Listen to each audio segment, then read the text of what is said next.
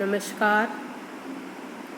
आज हम स्टार्ट करेंगे BSc part third paper third में फोटोकेमिस्ट्री, और उसमें हम देखेंगे interaction of radiation with matter and law of absorption. इसके पहले वाले लेक्चर में हमने फोटोकेमिस्ट्री की डेफिनेशन देखी थी, और फिर उसके बाद हमने देखा था कि thermal reaction and photochemical reaction में क्या डिफरेंसेस है। तो पहले हम स्टार्ट करते हैं interaction of radiation with matter, या विकिरण का पदार्थ से संयोग। इसको समझने के लिए हम सबसे पहले ये समझेंगे कि जब एक वर्णीय प्रकाश किरण एक समांगी माध्यम से टकराती है तो उस विकिरण का कुछ भाग माध्यम द्वारा परावर्तित या रिफ्लेक्टेड, कुछ भाग अवशोषित या एब्जॉर्ब तथा शेष भाग पारगमित या ट्रांसमिट हो जाता है। जैसा कि आप यहाँ डायग्राम में देख रहे हैं कि ये जो है ये मीडियम है ना, और इस मीडियम से ये इंसिडेंट रेडिएशन टकरा रही है और इससे कुछ भाग ये रिफ्लेक्टेड हो गया, कुछ भाग इस मीडियम के द्वारा एब्जॉर्ब हो गया और बाकी पार्ट जो है वो ट्रांसमिट हो गया, यानी ट्रांसमिटेड रेडिएशन है। तो यानी जो टोटल इंसिडेंट रेडिएशन है आई ओ से, जिसे हमने डिनोट किया है, is equal to I R plus I A plus I T होगा।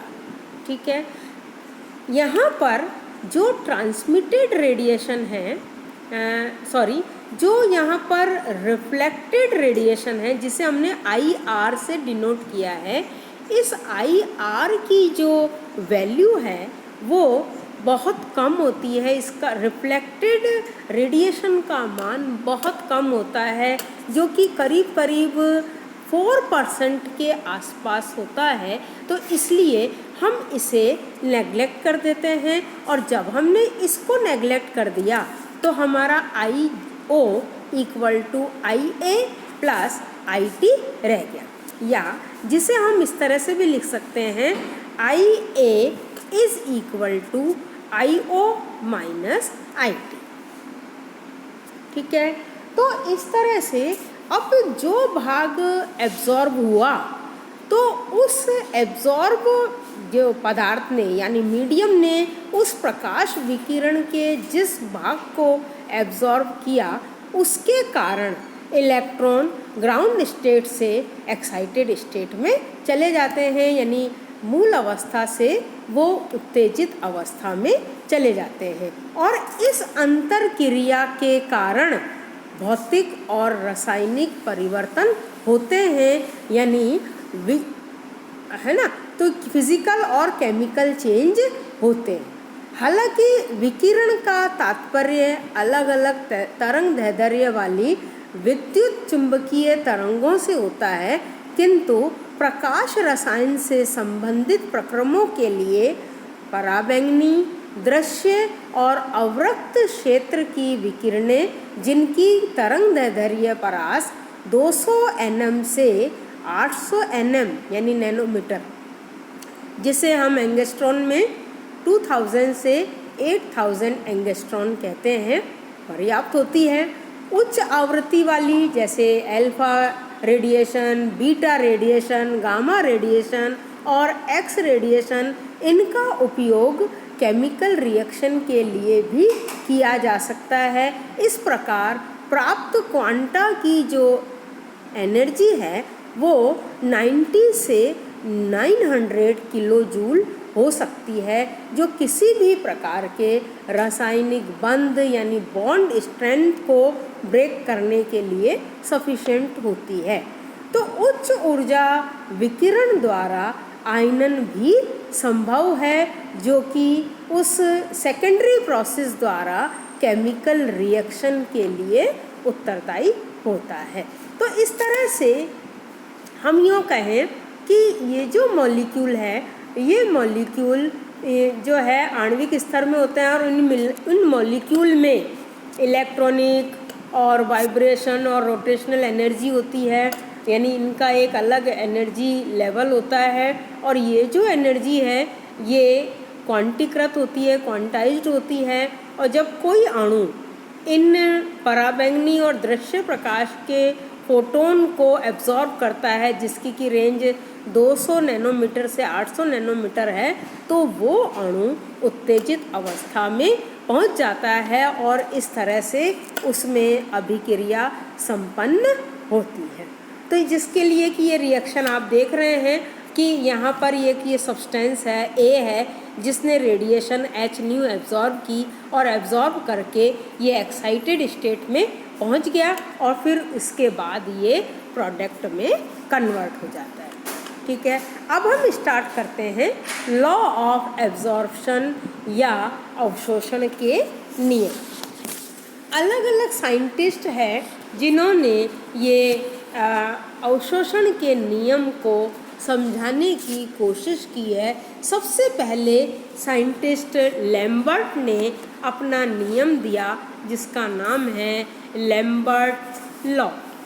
ठीक है, उसने साइंटिस्ट लैम्बर्ट ने ये प्रकाश विकिरण, उसने ये कहा कि जब प्रकाश विकिरण किसी माध्यम पर आपतित होता है तो माध्यम द्वारा जो अवशोषण है वो उसका अध्ययन करके, यानी माध्यम द्वारा जो अवशोषण परास है उसका अध्ययन करके, और फिर उसने लैम्बर्ट का नियम दिया और उसने कहा, उसके नियमानुसार उसने ये कहा कि जब एक वर्णी प्रकाश विकिरण किसी समांगी पारदर्शी माध्यम जैसे शुद्ध द्रव में से गुजरती है तो अवशोषक माध्यम की मोटाई के साथ प्रकाश विकिरण की तीव्रता में कमी आपतित विकिरण की तीव्रता के समानुपाती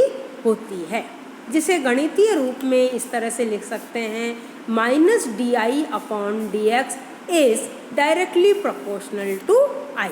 ये हम मैथमेटिकल फॉर्म में लिख सकते हैं।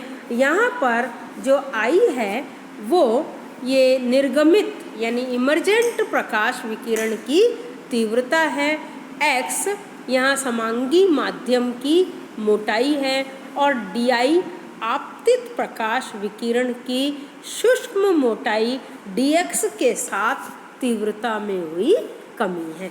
तो यहाँ पर ये जो नेगेटिव साइन है ये मोटाई के साथ तीव्रता में कमी को दर्शा रहा है। देखिए, जो हमने यहाँ पर ये डायग्राम देखा था, इस डायग्राम में हम ये भी समझ लें कि मान लो ये जो मीडियम हमने रखा, इस मीडियम में यहाँ पर जो x = 0 है और यहाँ x = x है और x = 0 पर I = I0 है और x = x पर I = IT है। इस चीज़ का हमें ध्यान में रखना है और इसी के अकॉर्डिंग हमने di और dx भी लिखा हुआ है। यहाँ के इसको हमने इस तरह से भी लिख दिया कि -di/dx = ki। यहाँ k एक प्रोपोर्शनलिटी कांस्टेंट है जिसे एब्जॉर्प्शन कोफिशिएंट या अवशोषण गुणांक कहते हैं, जो अवशोषक माध्यम की प्रकृति और आपतित विकिरण की आवृत्ति पर निर्भर करती है। यानी हमने जो केमिकल लिया है उसकी नेचर क्या है, एक तो उस पर डिपेंड कर रही है और एक इंसिडेंट रेडिएशन की नेचर पर उस इंसिडेंट रेडिएशन की इंटेंसिटी पर डिपेंड करती है। तो इस इक्वेशन को हमने इक्वेशन नंबर 1 नाम दिया। इस इक्वेशन 1 को हम रीअरेंज करके इस तरह से भी लिख सकते हैं di/I = -k dx। ठीक है, अब यहाँ इस पर फिर हम वही नियम अप्लाई करेंगे कि हम इसको न्यूनतम सीमा dx इज इक्वल टू 0 से अधिकतम सीमा x is equal to x और i is equal to i से i is equal to I T के मध्य हम इसको इंटीग्रेट करते हैं। ये I0 IT ये सब हमने पहले देख लिए थे, तो उसके बीच में हम इसको इंटीग्रेट करते हैं। तो हम लिखेंगे within limit I0 to IT di upon i is equal to within limit 0 to x minus k dx और logarithm IT upon I0 is equal to minus kx। इसका इंटीग्रेशन का ये result है। इसे हमने equation number 2a नाम दिया। ठीक है, अब हम इस इक्वेशन 2a को हम इस तरह से भी लिख सकते हैं IT upon I0 is equal to e की पावर माइनस kx और IT is equal to I0 e की पावर माइनस kx। ये इक्वेशन नंबर हमारी 3 हो गई। तो यहाँ पर ये जो IA है ये अवशोषित विकिरण की तीव्रता है। I0 हमने पहले देख लिया। IO क्या है? आपतित विकिरण की मूल आवृत्ति और IT ये IT इसका जो है ट्रांसमिटेड रेडिएशन की आवृत्ति है। तो IA जो है वो इन दोनों का डिफरेंस है, यानी IO माइनस IT का ये डिफरेंस है वो IA है। ठीक है, अब हम इस IT की वैल्यू जो हमने इस इक्वेशन नंबर 3 से निकाली है उसे हम इक्वेशन नंबर 4 में पुट करते हैं। तो ये हमारे पास रिलेशन आ जाएगा IA is equal to IO minus IO e की पावर माइनस kx और इसको हम इस तरह से भी लिख सकते हैं IO हमने कॉमन ले लिया तो with in bracket 1 minus e की पावर माइनस kx। ठीक है, अब हम जो इक्वेशन नंबर 2a है इस इक्वेशन नंबर 2a को हम log टू द बेस 10 में इस तरह से लिख सकते हैं। आप जानते हैं 2.303 into log IT upon I0 is equal to minus kx और log IT upon I0 is equal to minus k upon 2.303x। ये इक्वेशन आ गई। अब इस इक्वेशन में क्योंकि k अपॉन 2.303 ये दोनों ही कांस्टेंट है तो हम इसके लिए दूसरा कांस्टेंट ले सकते हैं। तो वो हमने लिया k डैश और इसलिए हमने इस इक्वेशन को इस तरह से लिखा log IT upon I0 is equal to minus k dash x। इसको हमने इक्वेशन नंबर 5 नाम दे दिया और हम इसको इस तरह से भी लिख सकते हैं IT upon I0 is equal to 10 to the power minus k dash x या IT is equal to I0 10 to the power minus k dash x। यहाँ पर जो k डैश है उसको हम अवशोषक माध्यम या पदार्थ का विलोपन गुणांक जिसे हम एक्सटिंक्शन कोफिशिएंट भी कहते हैं। और यहाँ पर इस इक्वेशन 6 में जो ये IT अपॉन I0 है उसको हम पारगम्यता कहते हैं जिसे हम T से यानी ट्रांसमिटेंस कहते हैं जिसे हम T से डिनोट करते हैं। तो इसलिए T is equal to IT upon I0 ये रिलेशन हमारे पास आ गया। और अब हम इक्वेशन नंबर 5 को देखें। इस 5 को हम इस तरह से भी लिख सकते हैं k dash is equal to minus 1 upon x log IT upon I0 और k dash is equal to अब माइनस से इसको प्लस करना है तो I0 अपॉन IT कर देंगे तो इसलिए k dash is equal to 1 upon x log I0 upon IT। अब यहाँ पर अगर log I0 अपॉन IT का मान 1 हो तो k डैश का मान 1 अपॉन x के बराबर होगा। ठीक है, तो हम इसको इस तरह से भी लिख सकते हैं log I0 upon IT is equal to 1। So I0/IT is equal to 10 या IT is equal to 1/10 I0। तो जब किसी प्रकाश विकिरण की तीव्रता अपनी मूल तीव्रता से 1/10 भाग कम हो जाती है तो विलोप गुणांक उस माध्यम की मोटाई के व्युत्क्रम होता है। यहाँ पर जो log I0/IT है उसको अवशोषणांक या एब्जॉर्बेंस या कैपिटल A या ऑप्टिकल डेंसिटी जिसे हम प्रकाशिक घनत्व कहते हैं D भी कहते हैं। तो इसलिए हम इसको इस तरह से भी लिख सकते हैं A is equal to D is equal to log I0/IT। तो हम इक्वेशन नंबर 5 को इस तरह से भी लिख सकते हैं log I0/IT is equal to K-S और A is equal to D is equal to K-X।